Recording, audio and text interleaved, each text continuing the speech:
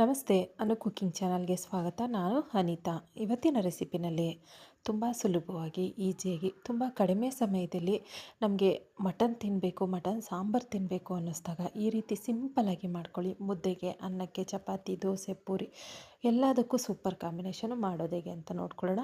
ಅದಕ್ಕೂ ಮುಂಚೆ ನೀವೇನು ನನ್ನ ಚಾನಲ್ಗೆ ಸಬ್ಸ್ಕ್ರೈಬ್ ಆಗಿಲ್ಲ ಅಂತಂದರೆ ಪ್ಲೀಸ್ ಸಬ್ಸ್ಕ್ರೈಬ್ ಮಾಡ್ಕೊಳ್ಳಿ. ಪಕ್ಕದಲ್ಲೇ ಇರುವಂಥ ಬೆಲ್ ಬಟನನ್ನು ಕ್ಲಿಕ್ ಮಾಡಿ.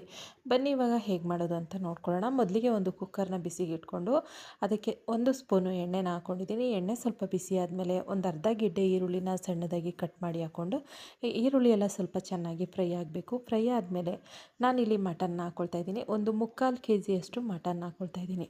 ಆ ಮಟನ್ಗೆ ರುಚಿಗೆ ತಕ್ಕಷ್ಟು ಉಪ್ಪು, ಸ್ವಲ್ಪ ಅರಿಶಿನ ಇದಿಷ್ಟನ್ನು ಹಾಕ್ಕೊಂಡು ಮಟನ್ ಚೆನ್ನಾಗಿ ಹುರ್ಕೊಳ್ಬೇಕು. ಮಟನ್ ಫ್ರೈ ಆಗ್ತಾ ಇರಲಿ. ಮಟನ್ ಫ್ರೈ ಆಗೋಷ್ಟೊತ್ತಿಗೆ ನಾನಿಲ್ಲಿ ಸ್ವಲ್ಪ ಮಸಾಲೆನ ರೆಡಿ ಮಾಡ್ಕೊಂಡ್ಬಿಡ್ತೀನಿ. ಇದನ್ನು ತುಂಬ ಅಂದರೆ ತುಂಬ ಸಿಂಪಲಾಗಿ ಮಾಡ್ಕೊಳ್ಬೋದು, ಅಷ್ಟೇ ಟೇಸ್ಟಿಯಾಗಿರುತ್ತೆ. ಒಂದು ಸರಿ ಈ ವಿಧಾನದಲ್ಲಿ ಟ್ರೈ ಮಾಡಿ, ಮನೆ ಮಂದಿ ಎಲ್ಲ ಇಷ್ಟಪಟ್ಟು ತಿಂತಾರೆ. ಇವಾಗ ಇದಕ್ಕೆ ಸ್ವಲ್ಪ ಮಸಾಲೆನ ರೆಡಿ ಮಾಡ್ಕೊಳ್ಳೋಣ. ಇದು ಫ್ರೈ ಆಗೋಷ್ಟರಲ್ಲಿ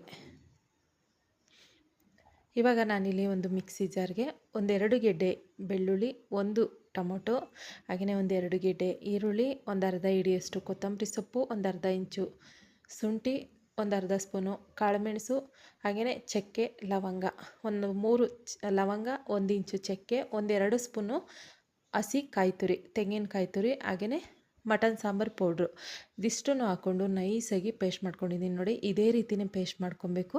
ತರಿಯಾಗಿದ್ದರೆ ಸಾಂಬಾರು ಚೆನ್ನಾಗಿರಲ್ಲ. ಇದೇ ರೀತಿಯೇ ನೈಸಾಗಿ ಪೇಸ್ಟ್ ಮಾಡಿಕೊಂಡು ನಾನು ಫ್ರೈ ಮಾಡೋದಕ್ಕೆ ಇಟ್ಟಿದ್ದಂಥ ಮಟನ್ ಒಳಗಡೆ ಹಾಕ್ಕೊಳ್ತಾ ಇದ್ದೀನಿ. ಇದೇ ರೀತಿಯೇ ಮಾಡಿ.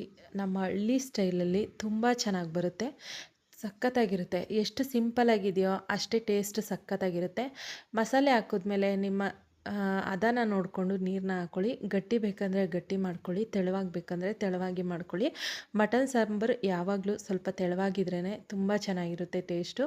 ನೋಡಿ, ಇಷ್ಟಿದ್ರೆ ಸಾಕು. ಇವಾಗ ಇದಕ್ಕೆ ಮುಚ್ಚಳ ಮುಚ್ಚಿ ಸುಮಾರು 1-2-3 ವಿಸಲ್ ಬರ್ಸ್ಕೊತೀನಿ. ನೀರೆಲ್ಲ ಹಾಕಿದ್ಮೇಲೆ ರುಚಿನ ನೋಡ್ಕೊಳ್ಳಿ. ಉಪ್ಪು ಬೇಕಂದರೆ ಹಾಕ್ಕೊಳ್ಳಿ. ನನಗಿಲ್ಲಿ ಸ್ವಲ್ಪ ಉಪ್ಪು ಬೇಕನ್ನಿಸ್ತು, ಹಂಗಾಗಿ ಉಪ್ಪು ಹಾಕ್ಕೊಂಡೆ. ಇವಾಗ ನೋಡಿ, ಮುಚ್ಚಳ ಮುಚ್ಚಿ ಒಂದು 3 ವಿಸಲ್ ಆದಮೇಲೆ ತೋರಿಸ್ತಾ ಇದ್ದೀನಿ ಎಷ್ಟು ಚೆನ್ನಾಗಿ ಮಟನ್ ಬೆಂದಿದೆ ಅಂತ. ಸೂಪರಾಗಿ ಸಿಂಪಲ್ಲಾಗಿ ಒಂದು ಮಟನ್ ಸಾಂಬಾರನ್ನ ಮಾಡ್ಕೋಬೇಕು ಅಂತ ಇದ್ದರೆ ಈ ಒಂದು ವಿಧಾನದಲ್ಲಿ ಟ್ರೈ ಮಾಡಿ. ತುಂಬಾ ಇಷ್ಟಪಟ್ಟು ತಿಂತಾರೆ. ಹಾಗೆಯೇ ಬಾಯಿ ಕೆಟ್ಟಾಗ ಈ ರೀತಿ ತೆಳುವಾಗಿ ಸಾಂಬಾರು ಮಾಡಿ ನಾವು ಆ ಬರೀ ಸಾಂಬಾರನ್ನ ಕುಡಿದಾಗ ಎಷ್ಟು ಟೇಸ್ಟಿಯಾಗಿರುತ್ತೆ ಅಂತ ನೀವೇ ಒಂದು ಸರಿ ಮಾಡಿ ಟ್ರೈ ಮಾಡಿ. ಆವಾಗ ನಿಮಗೆ ಗೊತ್ತಾಗುತ್ತೆ ಎಷ್ಟು ಟೇಸ್ಟಿಯಾಗಿ ಬರುತ್ತೆ ಅಂತ. ಹಾಗೆಯೇ ಒಂದು ಸರ್ವಿಂಗ್ ಬೌಲ್ಗೂ ಕೂಡ ಹಾಕಿ ತೋರಿಸ್ತಾ ಇದ್ದೀನಿ ನೋಡಿ. ಮುದ್ದೆಗೆ, ಅನ್ನಕ್ಕೆ, ದೋಸೆಗೆ, ಪೂರಿ, ಚಪಾತಿ ಯಾವುದಕ್ಕಾದ್ರೂ ಸೂಪರ್ ಕಾಂಬಿನೇಷನ್ ಅಂತಲೇ ಹೇಳ್ಬೋದು.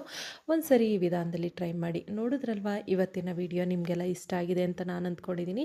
ಇಷ್ಟ ಆಗಿದ್ರೆ ಒಂದು ಲೈಕ್ ಮಾಡಿ, ಶೇರ್ ಮಾಡಿ, ಕಮೆಂಟ್ ಮಾಡಿ, ಸಬ್ಸ್ಕ್ರೈಬ್ ಮಾಡೋದನ್ನು ಮರಿಬೇಡಿ. Thank you for watching.